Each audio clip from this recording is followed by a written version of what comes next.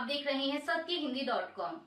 एक नजर अब तक की सुर्खियों पर। जांच एजेंसी ईडी ने आज सुबह 10 मार्च को छत्तीसगढ़ के पूर्व मुख्यमंत्री और कांग्रेस नेता भूपेश बघेल के बेटे चैतन्य बघेल के घर छापा मारा है।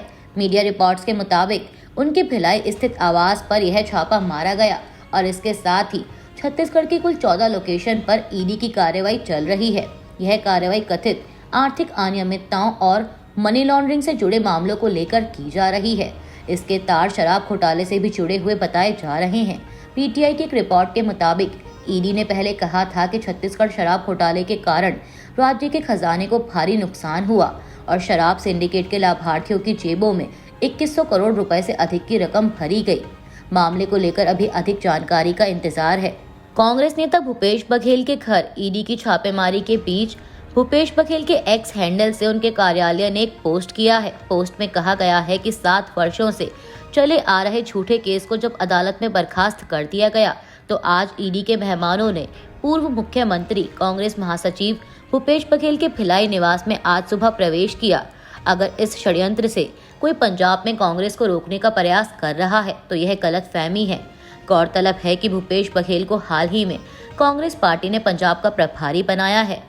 जस्टिन ट्रूडो के बाद कनाडा के नए प्रधानमंत्री मार्क कार्नी होंगे। बता दें कि वह ब्रिटेन और कनाडा के केंद्रीय बैंकों के प्रमुख रह चुके हैं। मीडिया रिपोर्ट्स के मुताबिक 3 प्रतिद्वंदियों के खिलाफ आसानी से नेतृत्व की दौड़ जीतने वाले कार्नी अगले आम चुनावों में कनाडा की लिबरल पार्टी की ओर से चुनाव लड़ेंगे।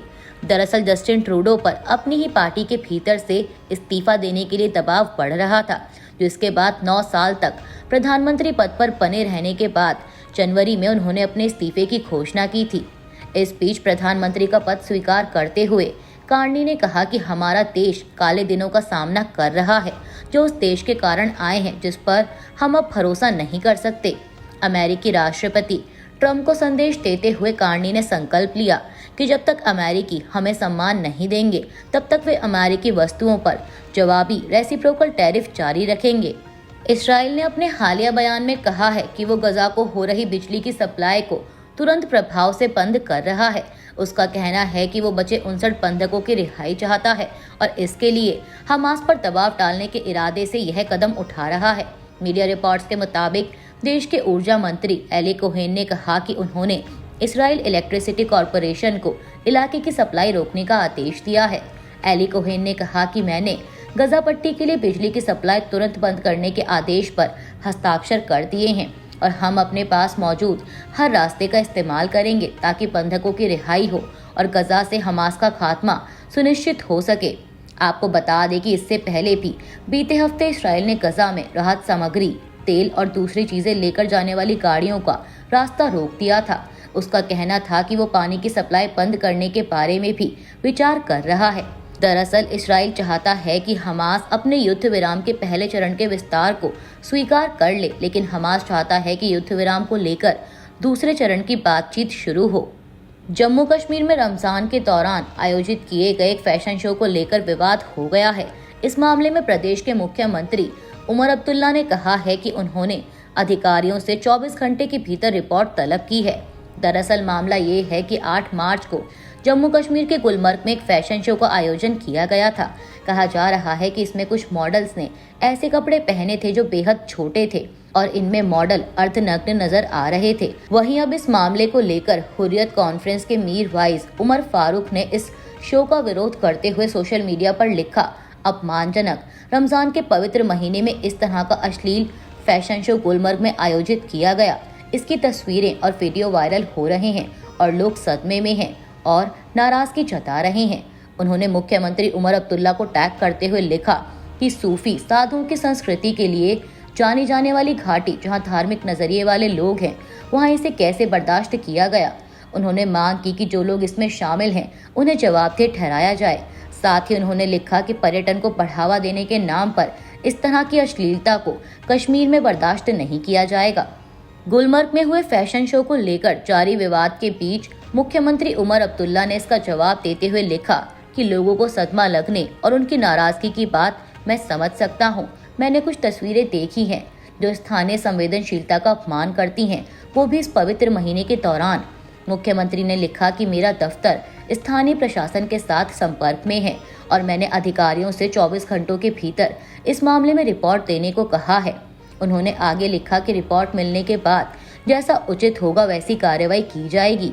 आंध्र प्रदेश के एक सांसद ने तीसरे बच्चे के जन्म पर महिलाओं को 50,000 रुपए और लड़के के जन्म पर गाय देने की पेशकश की है। आंध्र प्रदेश के मुख्यमंत्री और टीडीपी प्रमुख चंद्रबाबू नायडू द्वारा परिवारों को अधिक बच्चे पैदा करने के लिए प्रोत्साहन देने की वकालत के मद्देनजर विजयनगरम से पार्टी सांसद कालीसेट्टी अप्पल्ला नायडू ने तीसरे बच्चे को जन्म देने वाली महिलाओं को 50,000 रुपए देने की पेशकश की। उन्होंने यह भी घोषणा की कि अगर महिला लड़के को जन्म देती है तो उसे गाय भी भेंट की जाएगी। लोकसभा सदस्य ने कहा कि वह अपने वेतन से नकद प्रोत्साहन राशि का भुगतान करेंगे। वहीं मुख्यमंत्री नायडू ने भी इस पेशकश की घोषणा के लिए सांसद की प्रशंसा की। आपको बता दें कि मार्च में दिल्ली की अपनी यात्रा के दौरान मुख्यमंत्री ने दक्षिण भारत में घटती जनसंख्या पर चिंता व्यक्त करते हुए कहा था कि यहाँ की वृद्धि होती जनसंख्या चुनौतियां पेश करती है, जबकि उत्तर प्रदेश और बिहार जैसे राज्यों में युवा जनसंख्या है। मुख्यमंत्री ने कहा कि मैं पहले परिवार नियोजन की वकालत करता था, अब मैं अपने विचार बदल रहा हूं और जनसंख्या को बढ़ावा दे रहा हूं। अमेरिका के विदेश मंत्री मार्को रूबियो और अरबपति कारोबारी एलन मस्क के बीच पोलैंड के विदेश मंत्री के साथ रविवार को सोशल मीडिया प्लेटफॉर्म एक्स पर लंबी बहस हुई। एक्स पर हुई ये बहस यूक्रेन में हाई स्पीड इंटरनेट उपलब्ध कराने वाली मस्क की स्टारलाइन सैटेलाइट सिस्टम के इस्तेमाल को लेकर हुई। यूक्रेन में सिस्टम को बंद करने वाले मस्क के एक पोस्ट के जवाब में पोलैंड के विदेश मंत्री सिकोर्स्की ने कहा कि अगर स्टारलिंक को बंद करने की धमकी दी गई तो दूसरे सप्लायर्स की तलाश की जाएगी। हालांकि रूबियो ने मस्क के उस दावे को तुरंत ही खारिज किया जिसमें सिस्टम बंद करने की बात कही गई थी। साथ ही उन्होंने सिकोर्स्की से आभार जताने का आग्रह किया। तीनों के बीच जारी ये बहस तब खत्म हुई जब मस्क ने सिकोर्स्की को छोटा व्यक्ति कहा। आपको बता दें कि रविवार को यह बहस तब शुरू हुई जब मस्क ने पोस्ट किया कि स्टारलिंक यूक्रेनी सेना की रीढ़ है। उन्होंने लिखा कि अगर मैं इसे बंद कर दूं तो युद्ध में खड़ी आगे की पंक्ति ध्वस्त हो जाएगी। मस्क के इस पोस्ट के जवाब में सिकोर्स्की ने कहा कि इस सर्विस के लिए पोलैंड भुगतान कर रहा है।